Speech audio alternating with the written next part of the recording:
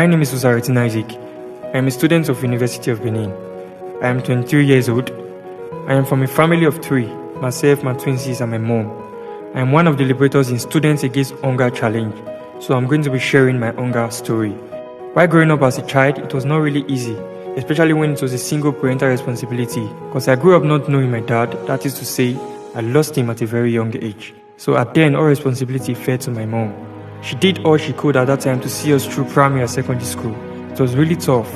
She has to do a lot of mini jobs, but it was still very difficult that we could not even afford to pay for a private school. So I had to go to a public school, which was very frustrating because I trekked almost every day to school, and the distance was nothing to write home about. I could not even afford to buy things while my peers were buying in school.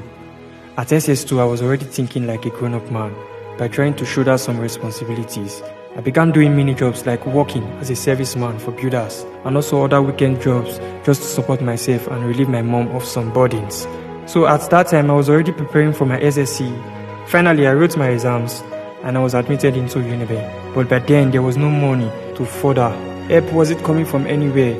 That was when I realized that school was no longer an option. It was so devastating at that moment, but finally, help came from my church at then. At least, it was something. But the painful part was that I felt sick at that time because I was stressed mentally and physically.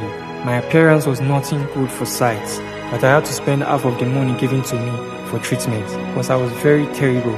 My whole body was covered with 6 acne and I was indoor for almost 6 months, could not go out or even mingle with my peers. To the extent that baby sees me and cries, they are frightened, and this really brought down my self-esteem. I could remember vividly when I went for my eligibility during my clearance at the main auditorium. The whole student shouted, not very loud, but I could hear all they were saying, and I felt bad again. There are times when nobody wants to sit with me or even associate with me. So I learned the lesson that when you are in the middle of something that seems overwhelming, then you learn it's not. The whole stigma really affected me emotionally, academically and mentally, but it never stopped me from working on myself and looking for a way to make money and assist myself. So I made up my mind not to go home after the second semester break, COVID. But it wasn't really funny. The first 3 weeks, I was having nothing to eat, even stayed for days without eating at times. But hopefully, I was surrounded with some good friends who will make food and call me to eat, unknown to them that they just saved my house. So during that time, I learned how to paint, and it was really helpful. It became a major bench of income as a student. That was what I wanted, to be a better man, working towards a better future and society at large. Because it seems to me we can never give up longing and wishing while we are still alive.